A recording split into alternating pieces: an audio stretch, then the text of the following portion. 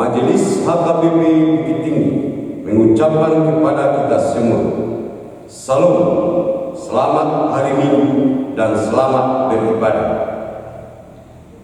Minggu hari ini adalah menjadi yang terakhir bagi kita untuk melaksanakan kebaktian minggu di rumah masing-masing. Sebab mulai minggu depan 21 Juni 2020 dan seterusnya, kita akan beribadah di gereja seperti biasa kita lakukan. Setelah kita memasuki new normal atau normal baru sesuai surat ketetapan Wali Kota Bukit Tinggi Sumatera Barat. Karenanya, terpujilah Tuhan yang setia menyertai, memelihara, dan memberi kesehatan kepada kita semua hingga saat ini. Sebelum kita mulai beribadah kita, marilah kita sejenak saat teduh. Saat teduh dimulai.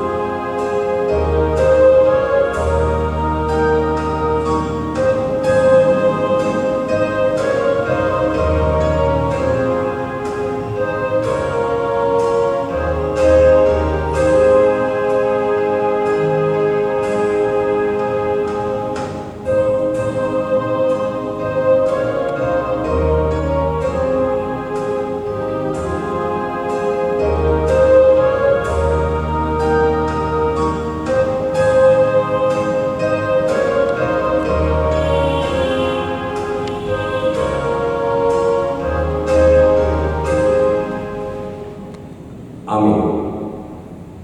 Ketahuilah bahwa hidup kita berasal dari Allah Bapa, Anak, dan Roh Kudus. Karena itu, muliakanlah Allah, Sang Tritunggal.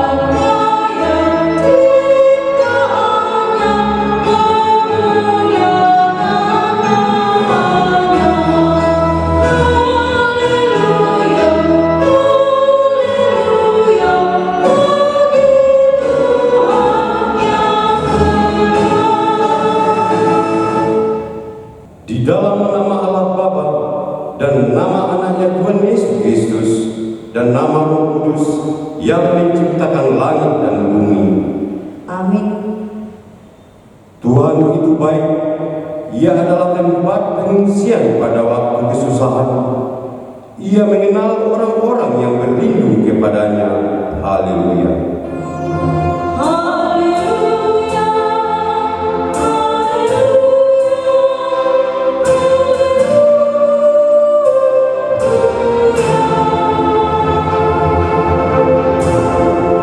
Marilah kita berdoa. Ya Tuhan Allah, Bapa kami yang Maha Pengasih, sungguh Engkaulah pemelihara, penyelamat, dan perlindungan hidup kami. Lindungilah hidup kami selama menghadapi pandemi virus corona COVID-19 ini. Saat ini jemaatmu sedang beribadah di rumah masing-masing. Bukalah hati kami, supaya dengan sukacita mendengarkan firman yang kudus, dan agar kami memelihara dan menghayati di dalam hati kami serta penuh pengharapan berdoa kepadamu. Ajarlah kami menghitung hari-hari kami sedemikian hingga kami beroleh hati yang bijaksana. Terimalah kami ke dalam hidup yang kekal, di mana kami akan memuji Engkau di dalam Anak-Mu Yesus Kristus Tuhan kami. Amin. Mari kita bernyanyi.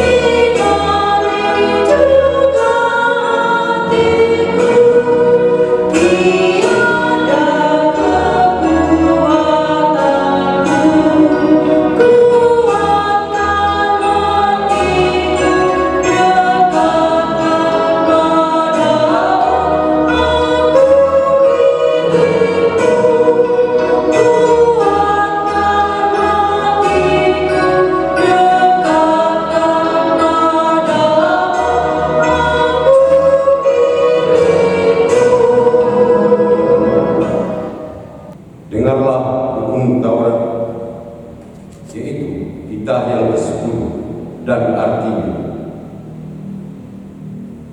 kita ke-10. Janganlah mengingini rumah sesamamu, janganlah mengingini istrinya, atau hambanya laki-laki, atau hambanya perempuan, atau lembunya, atau keledainya, atau apapun yang dimiliki sesamamu. Maksudnya adalah kita harus takut serta kasih kepada Allah. Sebab itu, jangan kita mempergunakan tipu daya untuk memiliki harta sesama manusia serta harta warisannya. Kita harus membantu mereka memelihara hartanya.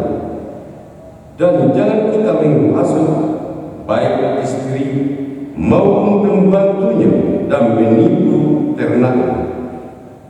Kita patut menasihati mereka serta membujuknya agar tetap cinta dan setia kepada tugasnya. Demikian Tuhan. Marilah kita meminta kekuatan kepada Tuhan untuk melakukan yang sesuai dengan hukum-Nya. Ya Tuhan Allah, kuatkanlah kami untuk melakukan yang sesuai dengan hukum-Mu. Amin. Mari kita bernyanyi.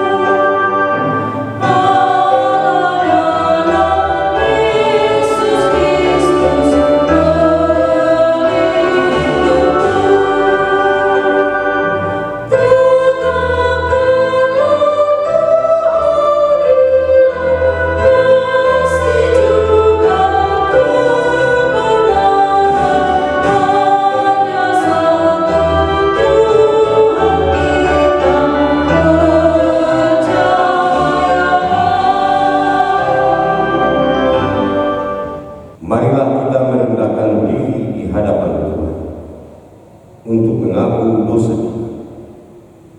Ya Tuhan Allah Bapa kami yang Maha Kuasa, kami berseru dan memanggil nama-Mu, karena kami susah dan gelisah mengingat segala dosa dan kejahatan kami. Kasihanilah kami orang berdosa. Ya Tuhan Yesus Kristus, Engkau telah datang ke dunia mati dan bangkit kembali, serta naik ke surga untuk membela dan menyelamatkan kami.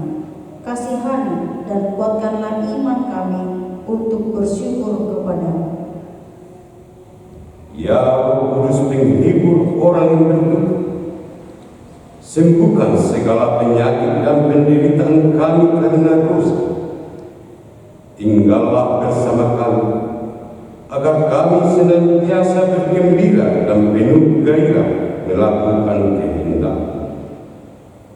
Meskipun kami saat ini masih sedang menghadapi pandemi virus corona COVID-19,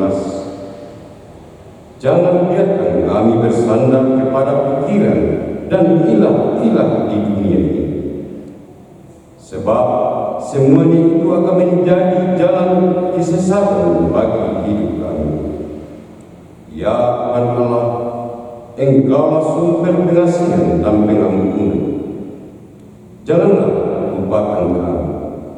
Dengarkanlah doa permohonan kami ini, ya Allah.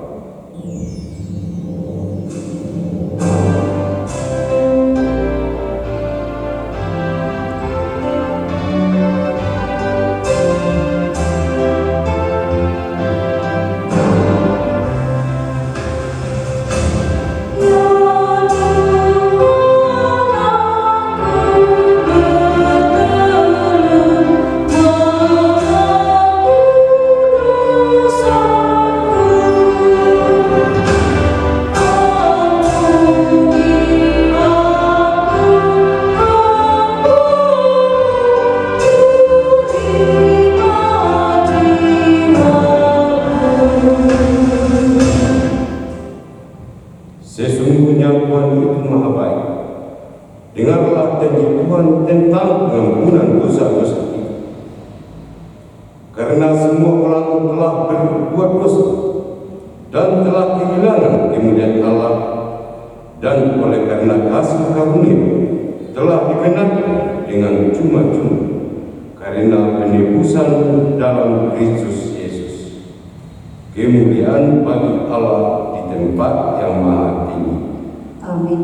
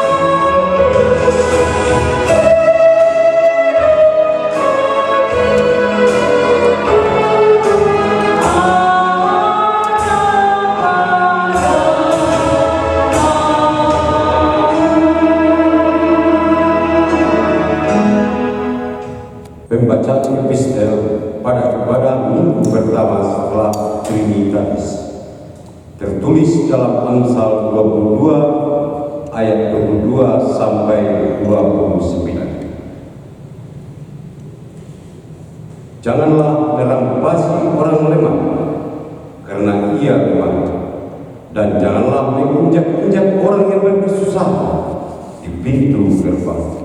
Sebab Tuhan membela perkara mereka dan mengambil nyawa orang yang merampas mereka. Jangan berteman dengan orang yang lekas kusut.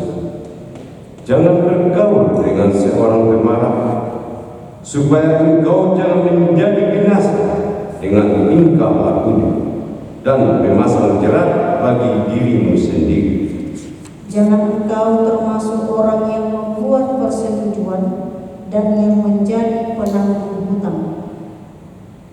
Mengapa orang yang mengambil tempat tidurmu dari bawahmu, bila engkau tidak mempunyai apa-apa untuk membayarnya kembali? Jangan engkau memindahkan batas tanah yang lama yang ditetapkan oleh nenek moyang. Pernahkah engkau melihat orang yang cakap dan dalam pekerjaannya di hadapan raja-raja ia akan berdiri, bukan di hadapan orang-orang hina? Demikian pembacaan firman Tuhan. Berbahagialah orang yang mendengar firman Allah serta memeliharanya. Amin. Mari kita bernyanyi.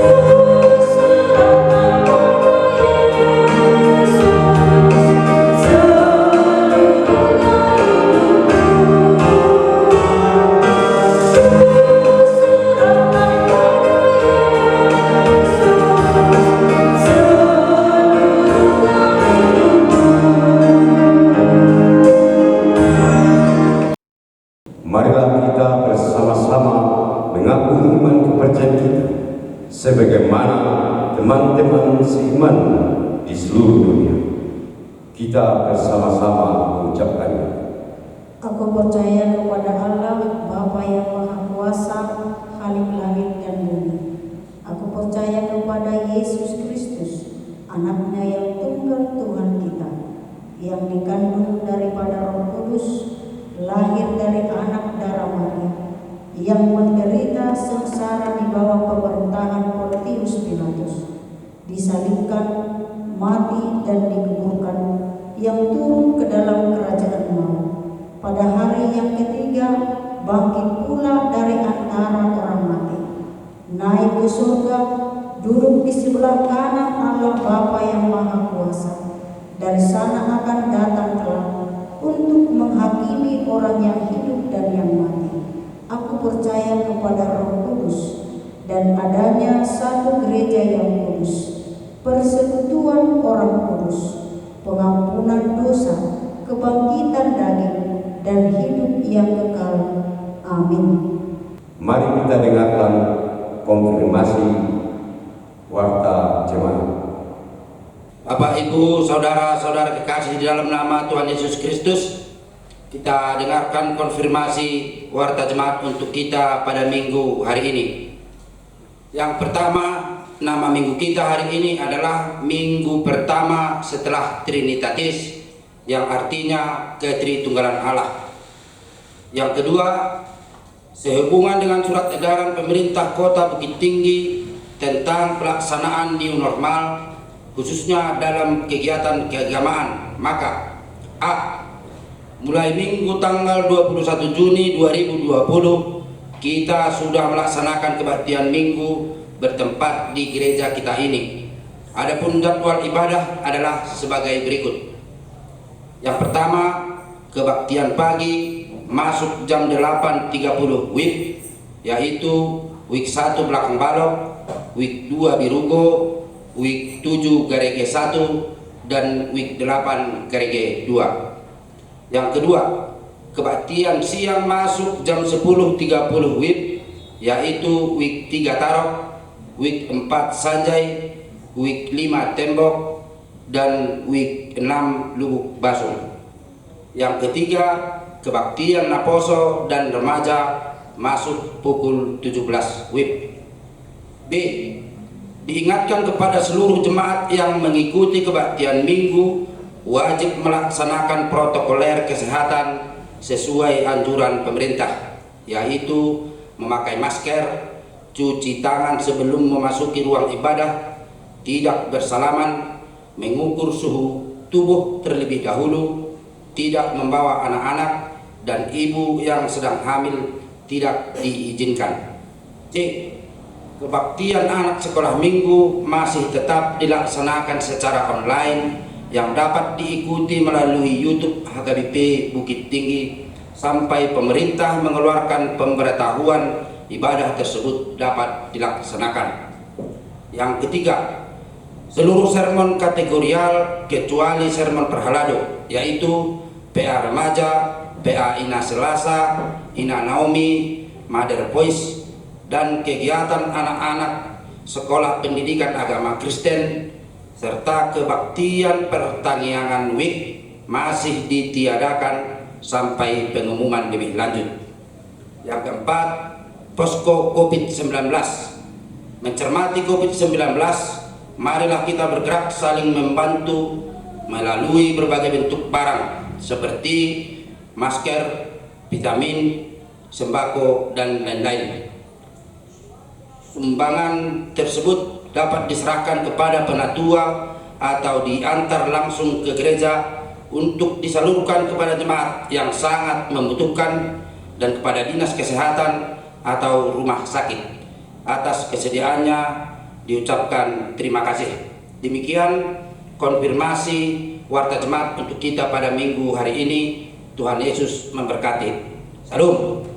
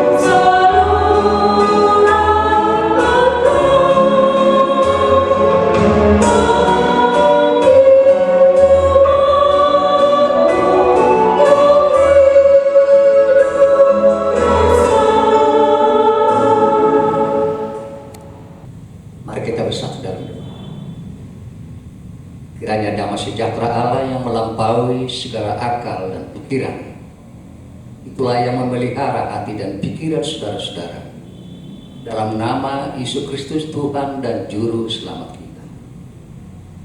Amin.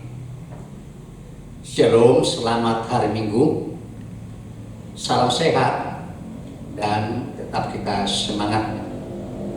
Mari kita sambut firman Tuhan untuk minggu pertama setelah Trinitatis hari ini, 14 Juni 2020, yang tertulis di dalam Injil Lukas pasal 12 ayat 13 hingga ayat 21. Demikian firman Tuhan. Orang kaya yang bodoh. Seorang dari orang banyak itu berkata kepada Yesus, "Guru, katakanlah kepada saudaraku supaya ia berbagi warisan dengan aku." Tetapi Yesus berkata kepadanya, "Saudaraku, siapakah yang telah mengangkat aku menjadi hakim atau pengantara atas kamu. Katanya lagi kepada mereka, berjaga-jagalah dan waspadalah terhadap segala ketamakan. Sebab walaupun seorang berlimpah-limpah hartanya, hidupnya tidaklah tergantung daripada kekayaannya itu. Kemudian ia mengatakan kepada mereka suatu perumpamaan, katanya, ada seorang kaya, tanahnya berlimpah-limpah hasilnya. Dia bertanya dalam hatinya, apakah yang harus aku perbuat? Sebab aku tidak mempunyai tempat di mana aku dapat menyimpan hasil tanahku. Lalu katanya, inilah yang akan aku perbuat. Aku akan merombak lumbung-lumbungku, dan aku akan menyimpan di dalamnya segala gandum dan barang-barangku.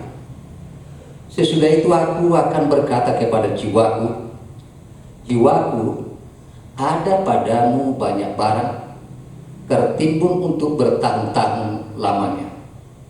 Beristirahatlah, makanlah, minumlah, dan bersenang-senanglah. Tetapi firman Allah kepadanya, hai engkau orang bodoh, pada malam ini juga jiwamu akan diambil daripadamu. Dan apa yang telah kau sediakan, untuk siapakah itu nanti? Demikianlah jadinya dengan orang yang mengumpulkan harta bagi dirinya sendiri, jikalau ia tidak kaya di hadapan Allah. Sampai di situ firman Tuhan. Bapak Ibu Saudara, kadang kalau kita bertanya, apakah penduduk dunia ini semakin berkurang? Sudah pasti kita gampang menjawabnya. Tidak akan pernah makin berkurang penduduk dunia ini. Dari tahun ke tahun pasti akan bertambah. Sebab grafiknya menunjukkan memang pertambahan itu semakin nyata, pesat meningkatnya. Dan kalau kita nanti membuka open Google, ternyata di tahun 2020 ini jumlah penduduk dunia sekarang ini sudah mencapai di angka 6,5 miliar. Dan hanya negara Cina sendiri pun jumlah penduduknya di tahun 2020 mencapai 1,4 miliar banyaknya. Kemudian mungkin kita akan bertanya, bagaimana kalau semakin luar biasa jumlah penduduk di dunia ini? Apakah dunia ini cukup untuk kebutuhan semua manusia?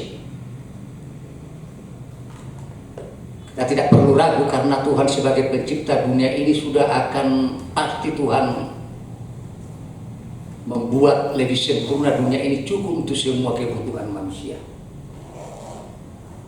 Sebabnya ada ungkapan yang berkata, dunia ini cukup untuk kebutuhan semua orang. Tetapi dunia ini tidak pernah cukup hanya untuk keserakahan satu orang saja.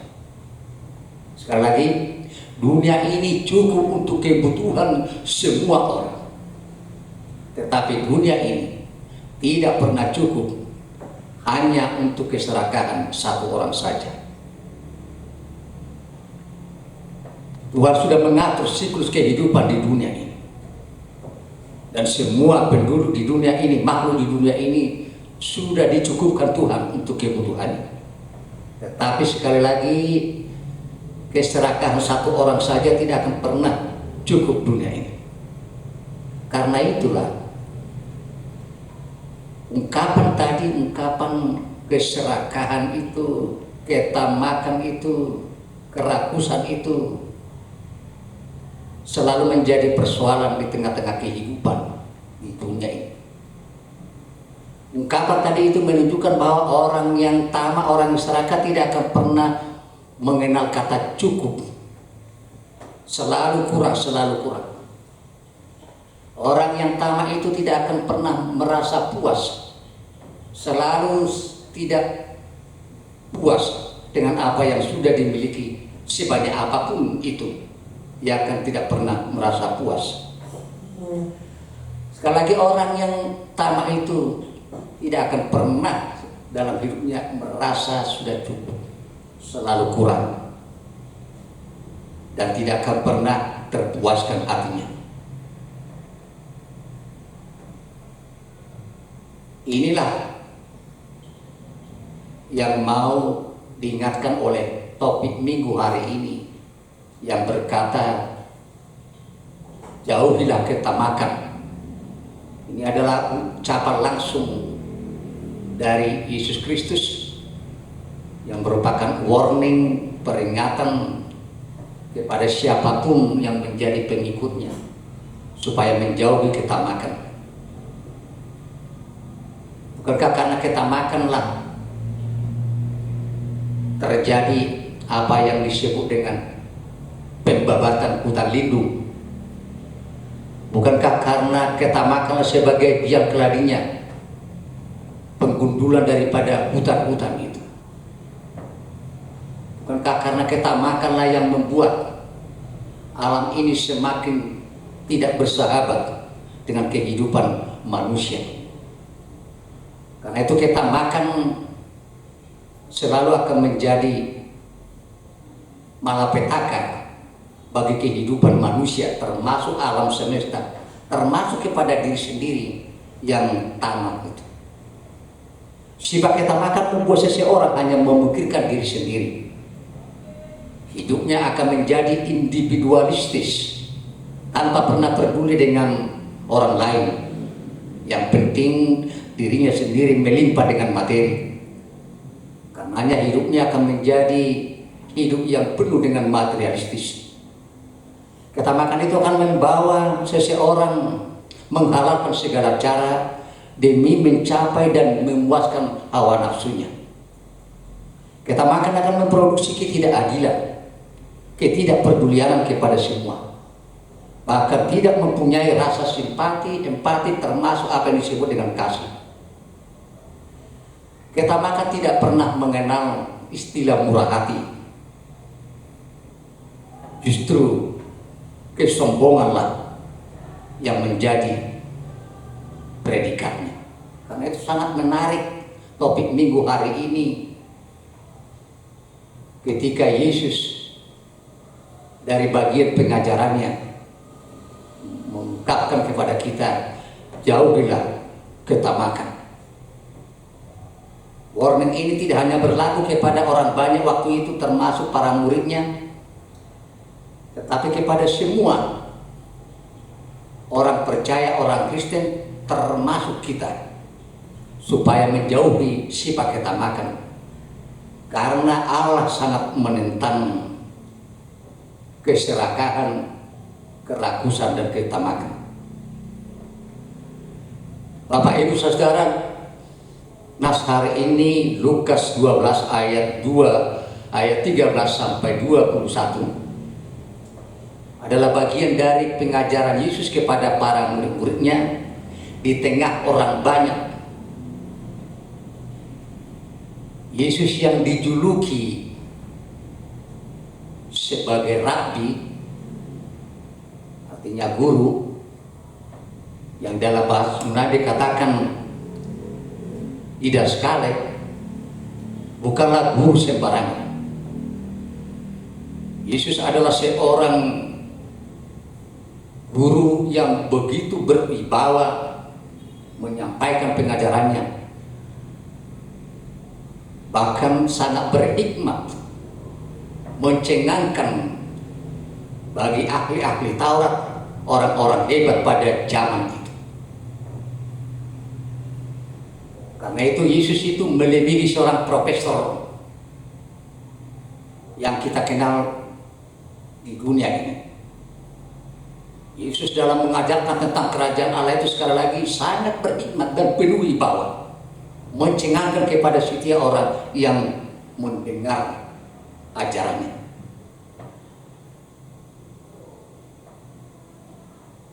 Baik ahli-ahli Taurat, orang Farisi, Saduki, selalu terkagum-kagum ketika Yesus menyampaikan pengajarannya tentang kerajaan Allah itu. Tidak ada profesor bandingannya yang kita kenal di dunia ini yang sanggup menandingi kehebatan Yesus, kepintaran Yesus dalam menyampaikan pengajaran.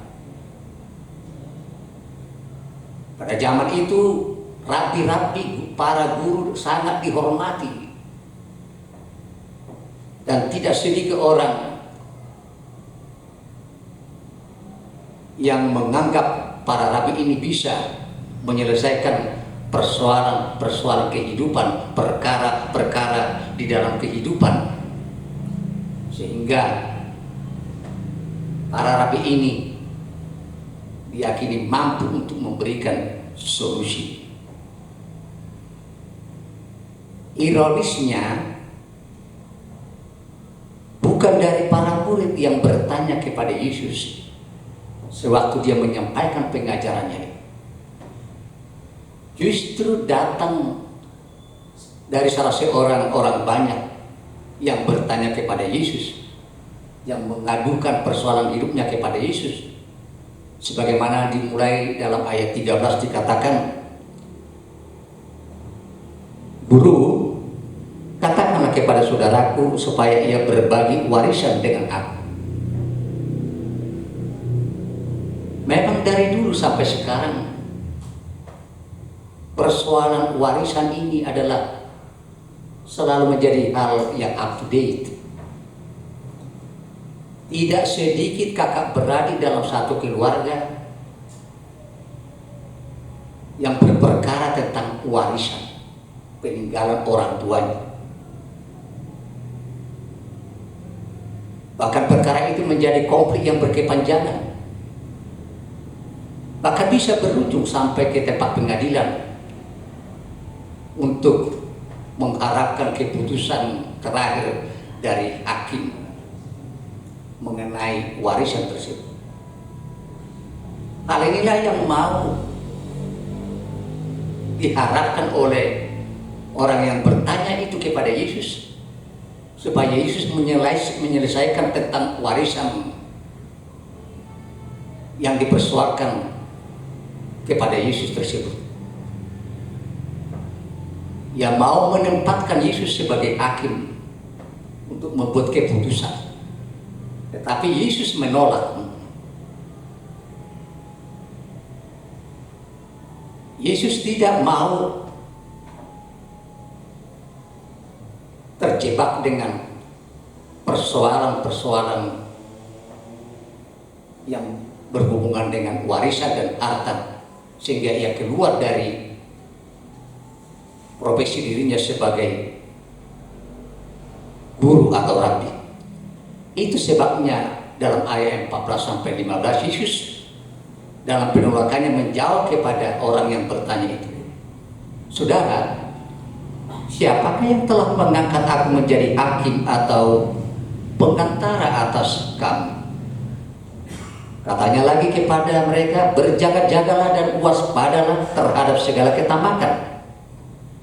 Sebab walaupun seorang berlimpah-limpah hartanya, hidupnya tidaklah tergantung daripada kekayaannya itu." Sekali lagi, Yesus tidak memfokuskan dirinya untuk mengurusi tentang uang, harta atau warisan, tetapi dia lebih memfokuskan dirinya sebagai pengajar yang menjelaskan tentang kerajaan Allah itu kepada semua pengikutnya. Tetapi bukan itu alasan yang utama.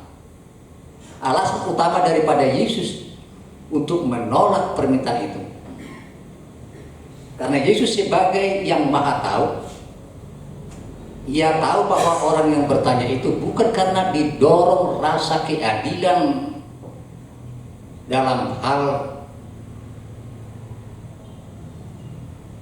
meminta keputusan Yesus tentang warisan atau harta itu. Justru karena dilandasi oleh sifat keirian dan rasa ketamakan terhadap kakaknya yang berperkara tentang warisan. tahu bahwa memang sifat tamak itulah yang mendominasi orang yang bertanya itu, sehingga ia memberikan peringatan, waspadalah, berjaga-jagalah terhadap ketamakan. Bapak Ibu Saudara, dalam hidup ini sangat pentinglah apa yang disebut dengan kehati-hatian. Hampir di setiap aspek kehidupan kita ini perlu hati-hati dalam menjalani kehidupan. Sebab orang yang hati-hati, orang yang waspada, orang seperti itulah yang tidak terjerat ke dalam jalan yang salah, jalan yang tidak benar, jalan yang bertentangan dengan kehendak Allah. Mawas diri itu adalah sangat penting di dalam kehidupan kita, supaya kita jangan terjebak kepada hal-hal yang tidak dikehendaki oleh Allah dalam kehidupan kita. Betapa menariknya ketika Yesus berkata supaya berhati-hati. Sebab orang yang tidak berhati-hati itulah ketika dia sudah terperangkap di dalam kehidupan yang sesat, dalam hal ini dalam ketamakan, maka pada akhirnya dia akan hancur oleh ketamakan dari dirinya sendiri.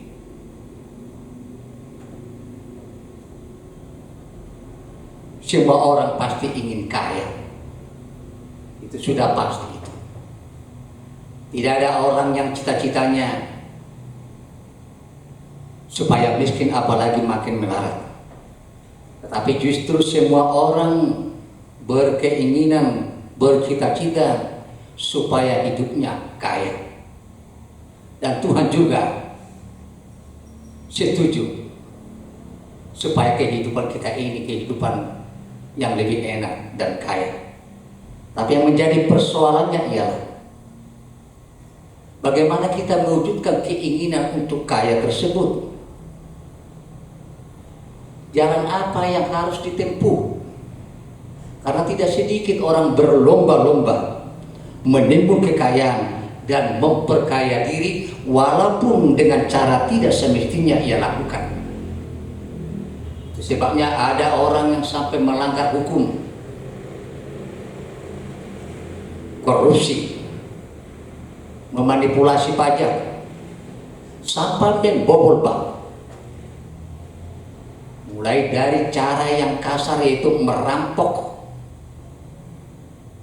sampai cara yang halus, yaitu dengan mencairkan deposito dan menarik tabungan nasabah. Dilakukan orang-orang yang memang kalau sudah dirasuki sifat ketamakan. Yesus menegaskan bahwa hidup berkelimpangan tidak dipengaruhi oleh harta.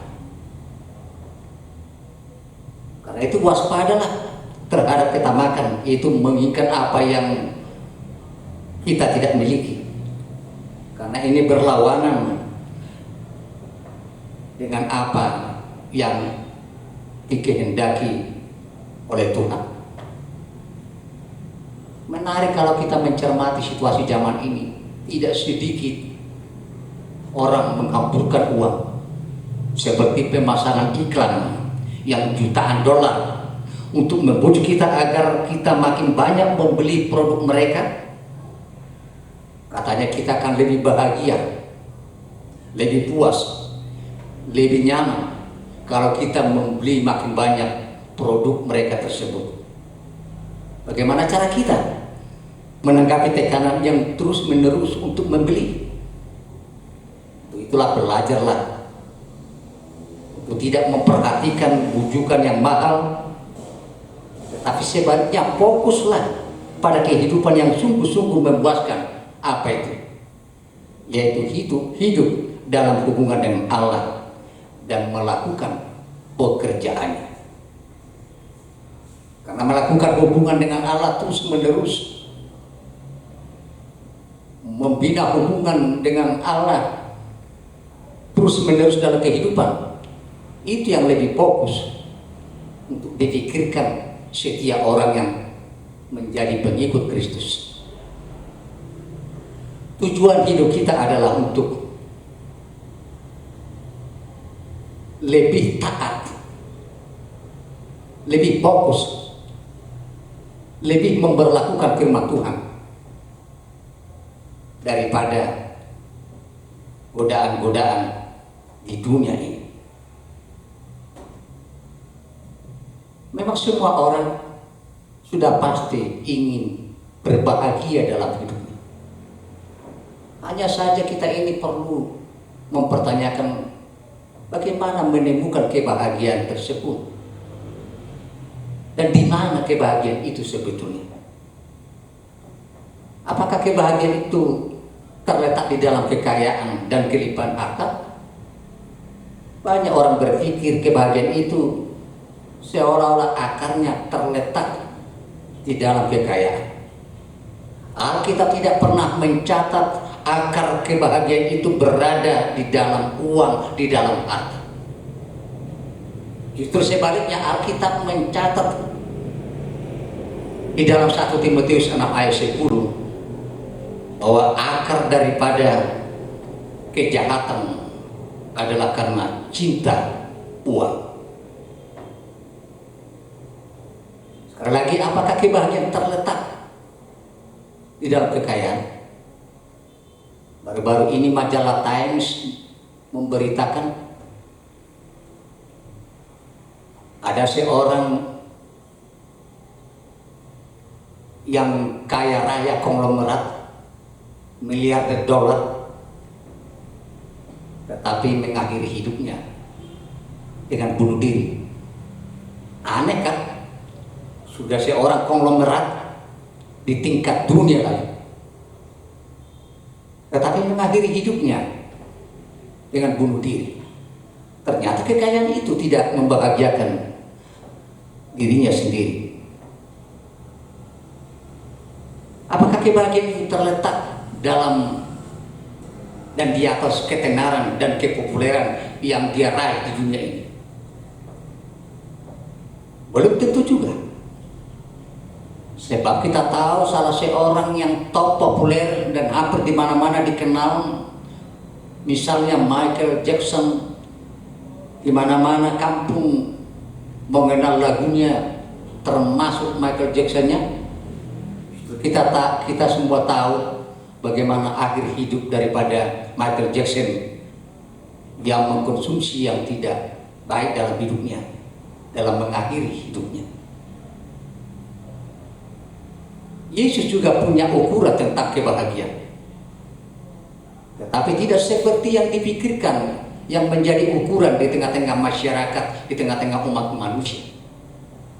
Saya ambil beberapa contoh. Ketika Yesus berkata dalam Matius 5 ayat 3, berbahagialah orang yang miskin di hadapan Allah. Bukan dikatakan orang kaya, justru orang miskin. Berbahagialah orang yang miskin di hadapan Allah, sebab mereka lah yang mempunyai kerajaan Allah. Itu satu contoh. Lalu yang kedua, Yesus juga berkata dalam Matius 5 ayat 4, berbahagialah orang yang berduka cita, karena mereka akan dihibur. Jadi kebahagiaan itu bukan seperti yang dipatronkan oleh dunia ini. Karenanya kembali lagi seperti apa dikatakan, ketaatan hubungan kita kepada Tuhan, meski kita dalam keadaan berduka, meski keadaan miskin, meski tidak banyak punya harta, tetapi terus dia mampu membina hubungan yang baik dengan Tuhan, terus dia taat mengimani Yesus, terus dia memberlakukan firman Tuhan. Itulah kebahagiaan.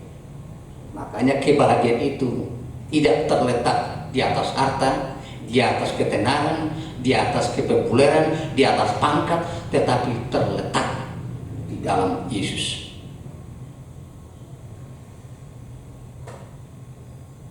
Itu sebabnya perlu kita melihat orientasi kehidupan kita. Jangan sampai salah orientasi kehidupan kita sebagai orang percaya. Karena kalau kita menabung, mesti jelas orientasi tabungannya itu. Mengapa Anda menabung? Apakah Anda menabung untuk masa pensiun atau hari tua?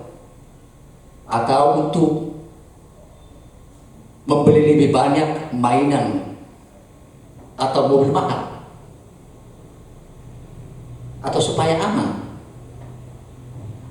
Yesus menantang kita hari ini untuk berpikir lebih jauh daripada tujuan duniawi itu dan menggunakan apa yang Allah sudah berikan kepada kita bagi kerajaan Allah. Artinya iman, pelayanan, ketaatan adalah cara untuk menjadi kaya di hadapan Allah. Dalam menjelaskan tentang apa yang menjadi warning, peringatan daripada Yesus perihal ketamakan itu, maka ia menceritakan satu perumpamaan. Itulah yang dimuat di dalam ayat 18 sampai ayat terakhir, ayat 21. Yesus menjelaskan seorang yang kaya yang terus berlimpah-limpah hartanya, lalu dia membangun lumbung-lumbung untuk tempat daripada hartanya tersebut. Mari kita mulai dulu dari perumpamaan ini supaya kita memahami konteks bagaimana Yesus menyampaikan perumpamaan ini up to date dengan peringatannya tentang ketamakan itu. Kita tahu sepertiga pengajaran Yesus disampaikan dalam bentuk perumpamaan. Kurang lebih 60 perumpamaan ada dalam Injil Sinoptik, ketiga Injil Sinoptik. Dan yang terbanyak perumpamaan itu dicatat oleh Injil Lukas. Yesus bercerita menyampaikan di dalam perumpamaan itu adalah hal-hal yang sudah dikenal oleh para pendengarnya dalam kehidupan sehari-hari. Karenanya Yesus menyampaikan perumpamaan itu supaya lebih gampang dimengerti, lebih cepat dimengerti oleh para pendengar. Itulah sebabnya Yesus menyampaikan dalam bentuk perumpamaan. Inti daripada perumpamaan itu dikatakan seorang kaya yang bodoh. Kenapa dikatakan orang kaya yang bodoh? Kita melihat beberapa hal. Sebab orang kaya tersebut tidak pernah sanggup melihat yang lebih jauh dari dirinya sendiri. Bagi dia yang penting adalah kata aku. Hanya aku, saya punya dan kepadaku. Dia tidak pernah berpikir kepada yang lain untuk orang lain, tetapi hanya bagi dirinya, keakuan. Dengan demikian dapat dikatakan bahwa orang itu sangat bersikap mengkonsentrasikan segala sesuatu pada dirinya sendiri. Ketika orang kaya tersebut memiliki harta yang berlimpah-limpah, maka satu hal yang tidak pernah dalam pikirannya adalah bagaimana memberikan harta itu sebagian kepada orang yang lain. Gak pernah itu. Seluruh sikapnya adalah merupakan kebalikan dari sifat kehidupan kekristenan. Bahkan sebagai ganti dari menyangkal diri, ia justru semakin agresif untuk menyombongkan dirinya. Sebagai ganti memberi, ia justru menyimpan segala sesuatu hanya untuk dirinya sendiri. Ia tidak pernah mengingat apa yang dikatakan oleh 1 Timotius 6 ayat 7. Sebab kita tidak membawa sesuatu apapun ke dalam dunia, dan kita pun tidak dapat membawa apa-apa keluar. Tidak pernah terpikirkan, apalagi diingat oleh yang kaya, yang tamak, yang bodoh, yang disebut Yesus itu. Disitulah letak kebodohan si orang kaya yang hanya memikirkan hidup di dunia ini. Yang kedua, ia tidak pernah melihat lebih jauh dari dunia ini. Segala rencana yang dikerjakannya dibuat atas dasar kehidupan di sini.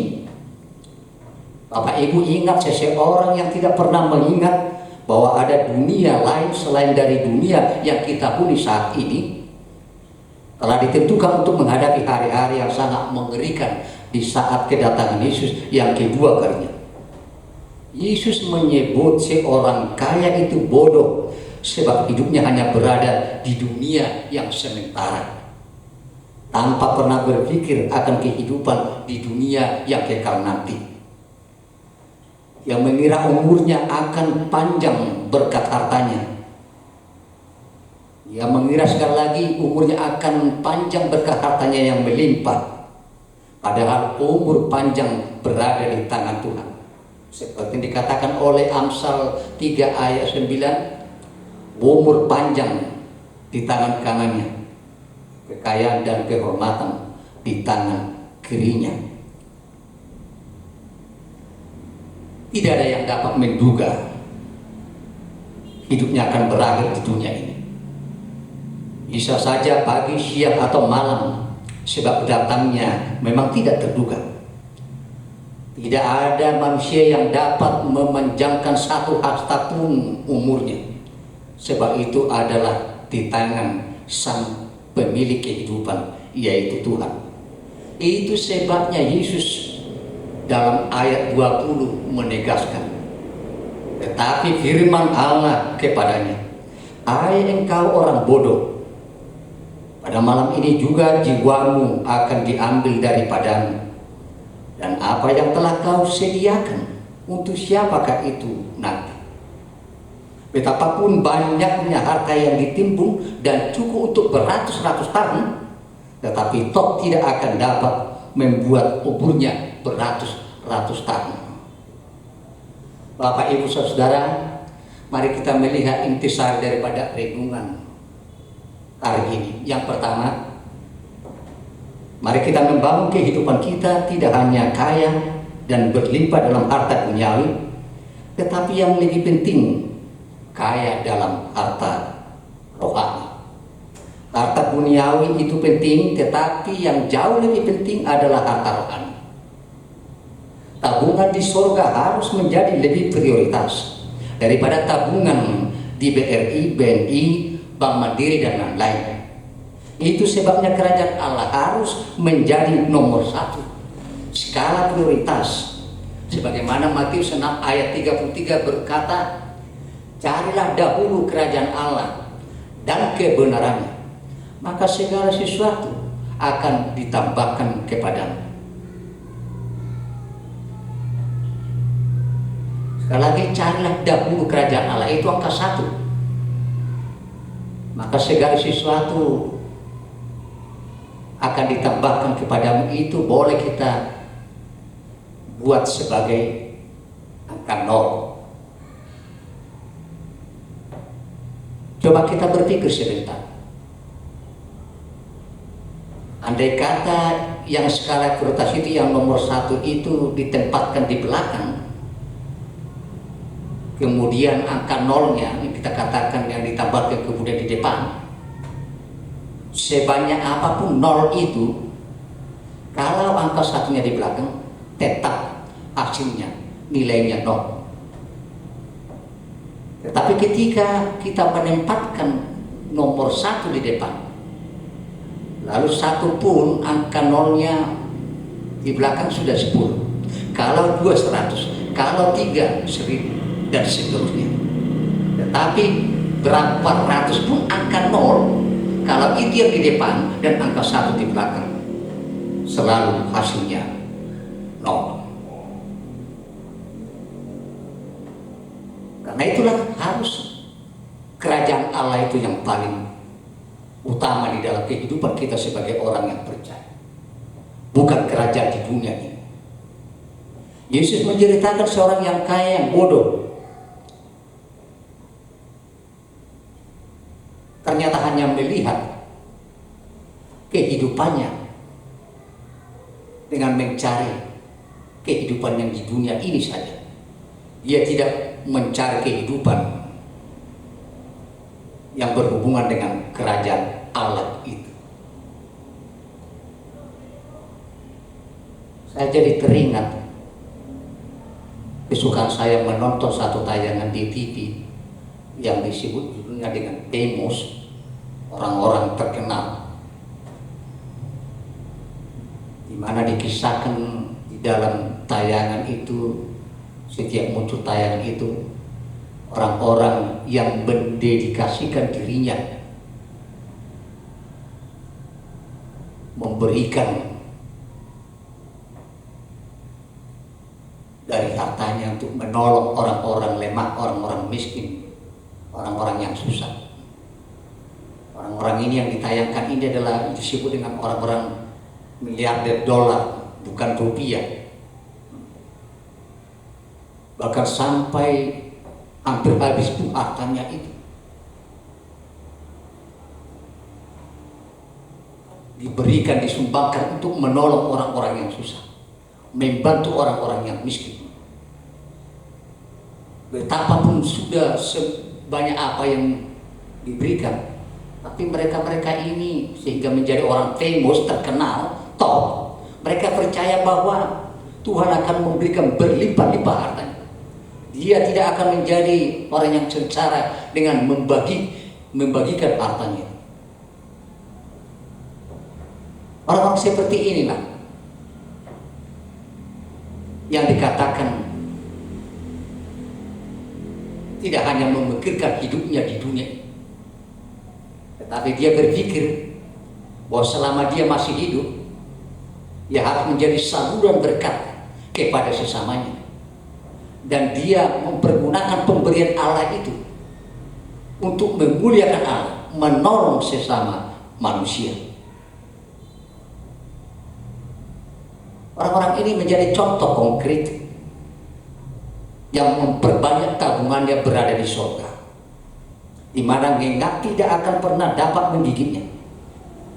Dan mereka percaya tabungannya yang di surga tidak akan pernah berkurang, tidak akan pernah di-merger, tetapi menjadi tabungan yang abadi, bahkan semakin bertambah nilainya. Yang kedua, mari kita selalu fokus mengingat kehidupan nanti setelah meninggalkan dunia ini. Meski Hairil Anwar dalam puisinya ia berkata, "Aku mau hidup 1000 tahun lagi." Tetapi Bapak Ibu Saudara, ini hanya sekedar angan-angan yang tidak pernah terwujud. Tidak ada manusia yang sampai hidup 1000 tahun.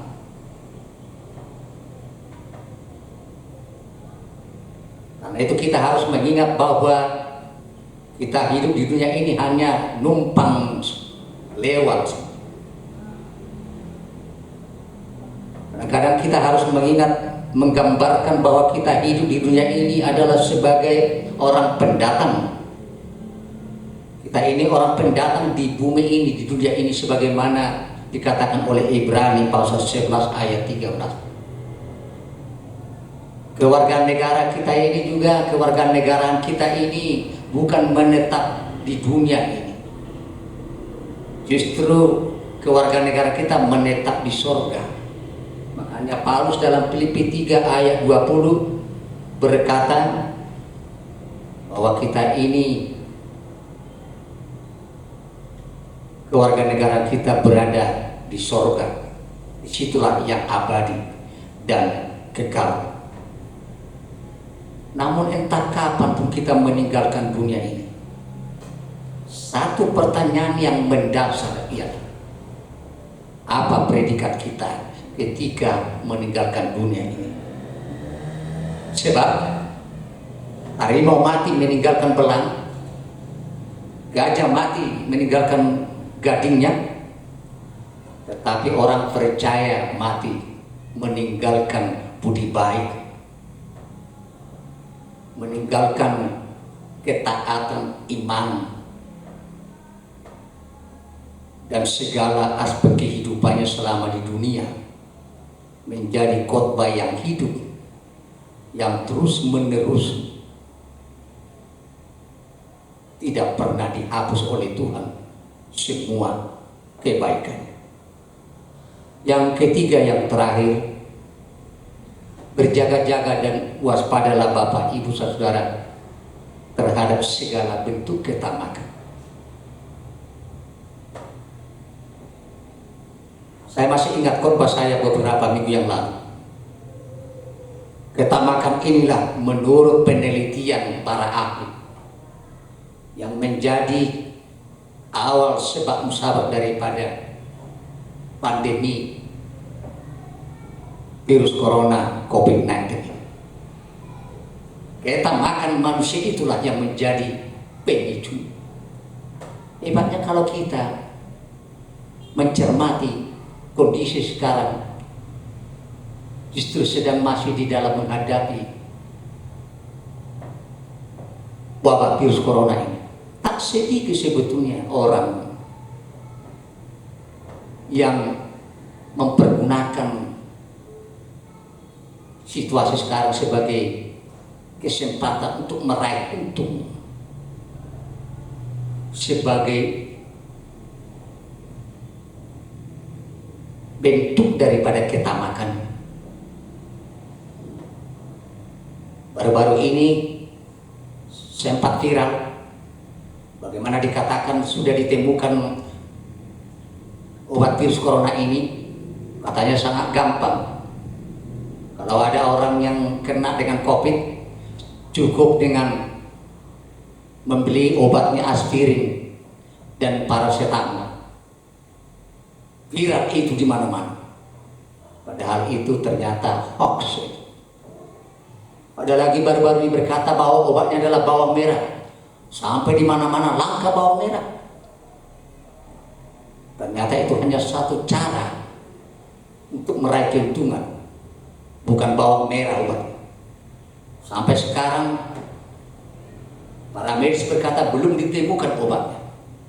Ada lagi yang aneh, sampai dikatakan tua menjadi obat paling mujara. Di mana-mana orang berlomba untuk mengkonsumsi itu. Padahal itu adalah ulah daripada orang-orang yang tamak. Sekali lagi, yang terakhir ini berjaga-jagalah, waspadalah terhadap segala ketamakan. Sebab ketamakan akan menjadi penghalang untuk menuju kehidupan yang kekal. Untuk apa berlimpah harta, berlimpah kekayaan, tetapi nyawa kita hilang dan kita tidak memasuki kehidupan yang kekal? Amin. Kita berdoa. Terima kasih Bapa yang baik atas firman Tuhan pada minggu hari ini, yang mengingatkan kami semua sebagai orang yang percaya pengikut Kristus untuk senantiasa berhati-hati dan berjaga-jaga, tidak menjadi orang yang tamak, tidak menjadi orang yang tidak peduli dengan sesama dan alam semesta ini. Tetapi kami menjadi orang-orang yang lebih memikirkan kehidupan nanti, kehidupan yang kekal itu. Dengan selama kami berada di dunia ini, kami akan terus mentaati firman, memberlakukan firman. Tidak akan pernah bersungut-sungut menjalani kehidupan ini, tapi kami fokus terhadap kebaikan Tuhan yang senantiasa memelihara kehidupan kami. Biarlah Tuhan menguatkan kami pribadi lepas pribadi untuk lebih memprioritaskan mencari kerajaan Allah daripada mencari kehidupan hawa nafsu di dunia ini. Terima kasih Tuhan. Biarlah Roh Kudus-Mu yang senantiasa memampukan kami melakukan kebaikan hari lepas hari di sepanjang kehidupan kami. Dalam nama Yesus kami berdoa dan mengucap syukur. Amin. Marilah kita merespon firman Tuhan dengan bernyanyi sambil mengumpulkan persembahan.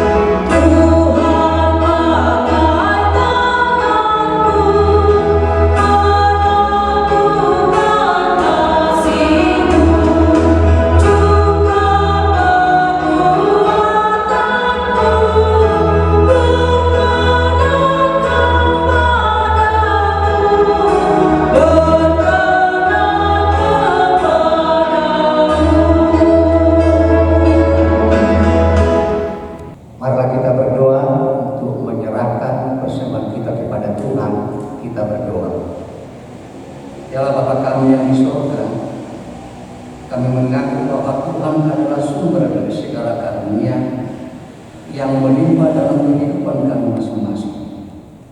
Sebagian daripada karunia itu kami serahkan kembali sebagai persembahan kepada Tuhan. Terimalah dan berkatilah persembahan umat-Mu, agar dapat kami pergunakan untuk pekerjaan dan pelayanan kerajaan Tuhan di dunia ini. Bukalah hati kami untuk mengenal betapa banyak berkat dan karunia yang kami peroleh dari Tuhan, supaya kami senantiasa bersyukur kepada-Mu di dalam nama Yesus Kristus Tuhan kami. Amin.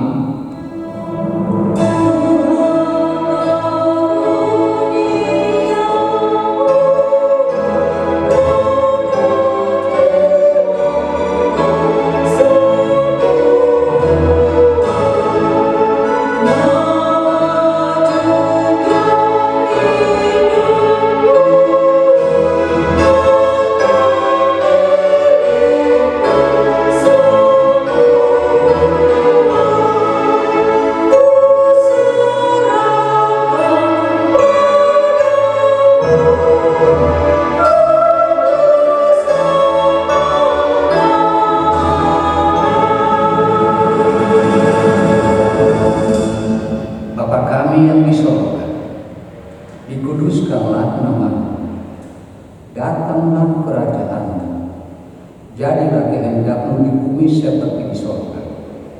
Berikanlah kami pada hari ini makanan kami yang cukup, dan ampunilah kami akan kesalahan kami, seperti kami juga telah mengampuni orang yang bersalah kepada kami.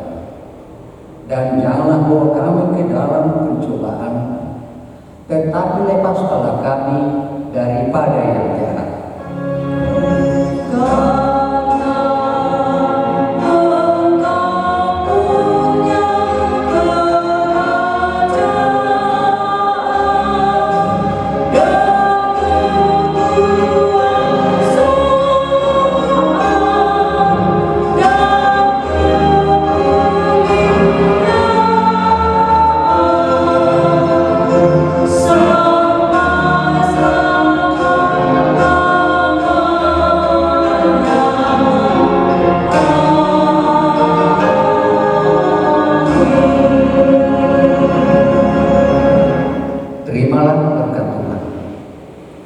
Tuhan memberkati kau dan melindungi engkau.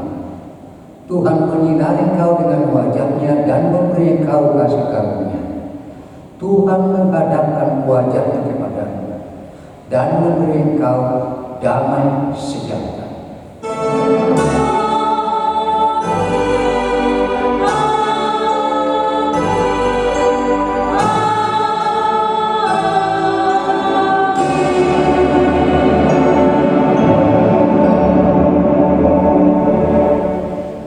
Shalom, selamat hari Minggu, Tuhan memberkati.